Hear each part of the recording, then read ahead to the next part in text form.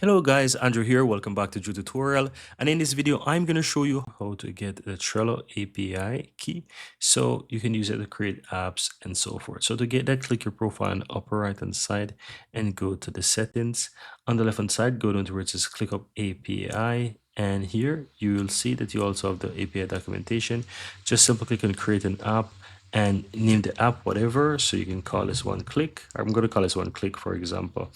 And here it says redirect URL. You can basically enter it, but it's only one is required, but you can go ahead and just enter whatever. So redirect URL, I'm gonna just say youtube.com, for example, youtube.com, for example. Then you'll have the option to create an app. So here you will do that and you will see that it creates the API key for you. So here is the client ID and here is the client secret, right? You can show, you can hide, you can regenerate if you need to, but that's how you get the API key for ClickUp, guys. Very easy and very simple.